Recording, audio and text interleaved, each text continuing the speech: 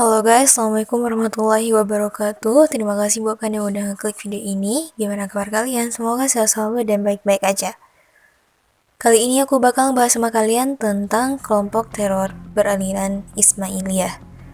Fenomena teror bom bunuh diri bukan hal yang baru lagi.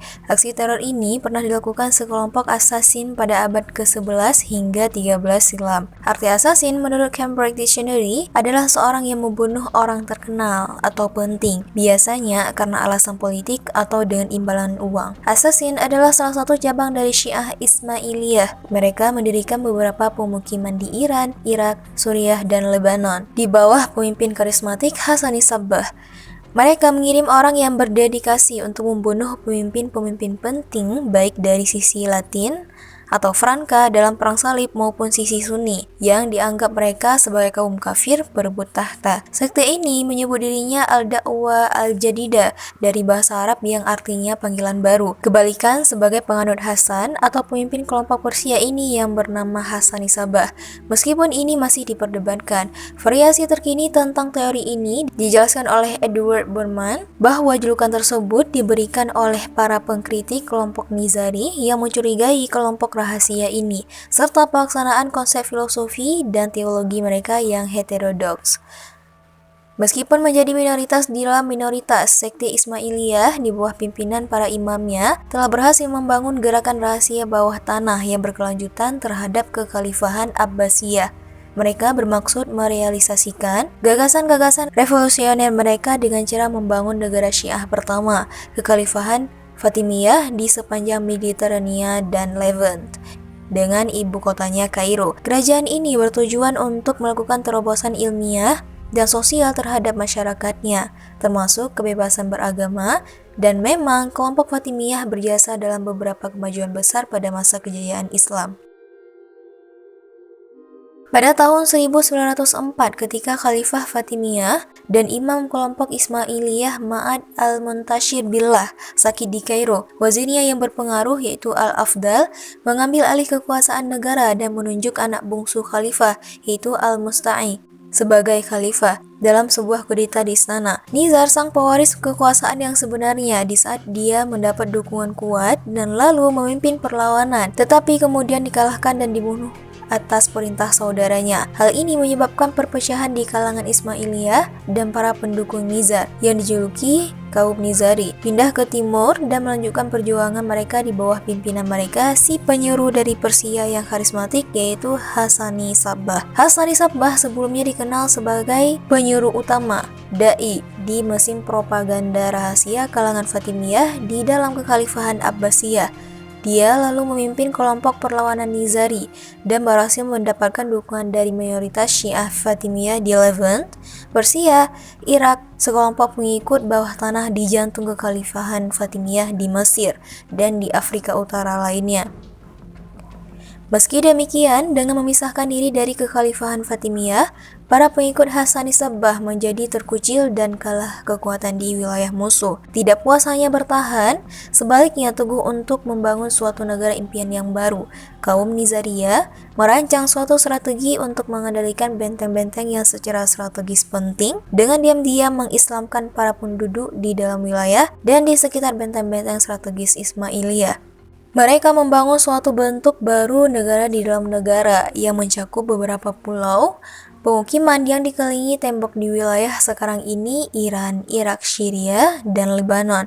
Awal yang resmi dari Federation of the Assassin adalah tahun 1090 ketika Hasani Sabbah mendirikan basis pertamanya di Dailam, di dalam benteng Alamut atau sangkar elang dalam bahasa Persia di selatan Laut Kaspia. Alamut tetap menjadi ibu kota dari Federasi Kaum Asasin dan tempat bermukim para pemimpinnya, disebut penguasa Alamut hingga keruntuhannya. Asasin adalah kelompok yang sangat diperhitungkan di dunia Islam, bahkan di kalangan tentara salib. Mereka mampu bertahan hingga 2 abad sebelum takluk di bawah kekuasaan pasukan Mongol pada tahun 1273, tak lama setelah kejatuhan Baghdad. Bernard Lewis dalam Assassin, kaum pembunuh dari lembah Alamut, menambahkan kata assassin dengan beraneka ragam bentuknya. Lazim digunakan di Eropa pada abad ke-13 untuk menyebut sekelompok pembunuh bayaran. Sejarawan kuno Fiorentina dari abad ke-14, Giovanni Villani, mengabarkan bagaimana Pangeran Luca mengirim assassin ke Pisa guna membunuh seorang musuh yang merepotkan. Hal itu menunjukkan dampak psikologis teror assassin di tengah masyarakat Eropa. Menurut Hodgson, istilah assassin yang berasal dari bentuk korup kata bahasa Arab yaitu hashish yang berarti ganja.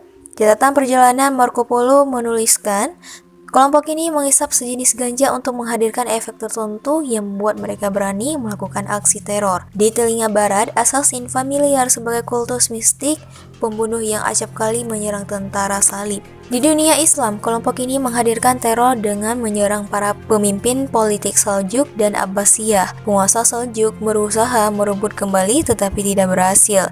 Setelah menguasai Alamut, satu persatu Hasan merebut benteng-benteng strategis lain di kawasan utara Iran. Ia menjangkau benteng-benteng di pegunungan yang jauh dari pusat pemerintahan. Hasan juga membangun otoritas kuat di kalangan pengikutnya sehingga mereka memiliki ketaatan tanpa syarat. Para pengikutnya dididik untuk siap mati melakukan perintah Hasan. Konon, perekrutan dilakukan dengan mengambil anak-anak dari wilayah di sekitar benteng. Mereka diasuh sedari kecil dengan doktrin-doktrin kaum assassin. Sebagian lagi mengatakan para kelompok ini mengonsumsi sejenis ganja untuk menimbulkan efek halusinasi sehingga berani melakukan aksi bunuh diri. Para anggota kelompok yakin mereka akan langsung naik ke surga setelah mati. Mereka dilatih melakukan penyamaran, penyusupan, dan pembunuhan tokoh-tokoh penting lewat aksi teror. Para pengikutnya menargetkan kekuasaan Kristen, tentara salib, dan kelompok Sunni. Nizam al-Mulk menjadi korban pertama dalam daftar panjang korban-korban kaum assassin. Nizam adalah wazir terpenting dari dinasti Seljuk, sekaligus tokoh utama kebangkitan kaum Sunni. Ia dibunuh pada tahun 1092. Seorang pemuda Dailam menyusup ke rombongan, kemudian mengeluarkan belati yang didikamkan tepat di jantung sang wazir. Metode itu digunakan berulang kali dalam berbagai kasus pembunuhan. Kaum assassin menjalankan misi dengan cara menyamar dan menyusup ke lingkungan terdekat sasaran. Ketika tiba saatnya, mereka melakukan serangan tak terduga. Assassin adalah kelompok teroris yang terorganisasi, terlatih, dan memiliki kemampuan membunuh yang cepat. Mereka bisa jadi menyamar menjadi pengemis, sufi, atau rakyat biasa. Kendati persiapan dijalankan dengan tingkat kerahasiaan tinggi, eksekusi biasanya dilakukan di tempat terbuka, bahkan di depan kerumunan besar. Masjid biasa dipilih sebagai lokasi pembunuhan. Tujuannya tak lain untuk menciptakan teror di tengah masyarakat. Aksi teror mereka sangat banyak memakan korban. Tak hanya dari kalangan pemimpin semisal Khalifah Abbasiyah al-Mustarsyid, tetapi juga ulama. Raja Yerusalem Konrad Montferrat merupakan salah satu korban assassin dari kalangan Kristen. Kendati menimbulkan ketakutan parah, sebagian kalangan justru memanfaatkan kaum assassin untuk mewujudkan tujuan mereka. Assassin pun selanjutnya dikenal pula sebagai pembunuh bayaran. Setelah kematian Nizam al-Mulk, pengaruh dinasti Seljuk mulai melemah. Kaum assassin lebih leluasa melancarkan misi. Pada saat yang sama, Perang Salib I dikobarkan. Orang-orang Frank melakukan serangan ke Asia Kecil dan Suriah. Kendati banyak tentara salib yang menjadi sasaran assassin, kelompok ini kemudian juga ditengarai menjalin kerjasama dengan pasukan salib. Sejumlah rencana penyerangan terhadap pasukan salib berhasil digagalkan oleh assassin lewat pembunuhan tokoh-tokoh kunci. Pasalnya, musuh utama mereka adalah sama. Kedua kelompok tersebut sama-sama menyerang kaum Sunni yang mayoritas. Pada abad berikutnya, aksi teror juga pernah muncul ketika dinasti Ottoman berkuasa. Sejumlah kelompok nasionalis melakukan aksi teror untuk melepaskan diri dari wilayah kekhalifahan tersebut. Aksi-aksi teror ini dipicu oleh motif politik, salah satunya Federasi Revolusi Armenia, sebuah kelompok pergerakan revolusioner yang didirikan di Tiflis pada tahun 1890 oleh Christopher Mikhailian. Banyak anggota kelompok ini telah menjadi bagian dari Narodnyaya Volya atau Hunchakian Revolutionary Party.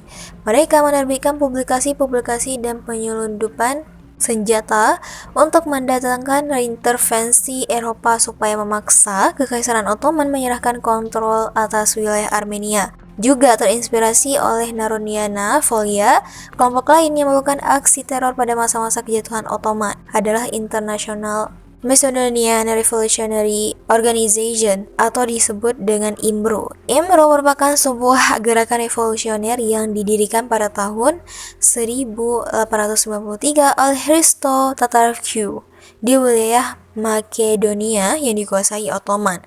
Lewat aksi pembunuhan dan provokasi, kelompok ini berusaha untuk memaksa pemerintah Ottoman melepaskan wilayah Makedonia. Pada tanggal 20 Juli 1903, kelompok ini menghasut pemberontakan Ilenden di Monastir. IMRO menyatakan kemerdekaan kota tersebut serta mengirim tuntutan kepada Eropa untuk membantu membebaskan seluruh wilayah Makedonia. Namun, tuntutan itu diabaikan.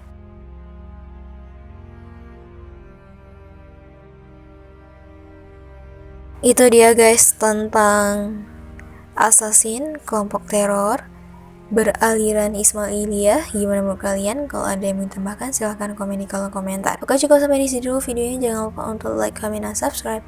See you guys in next video. Bye bye.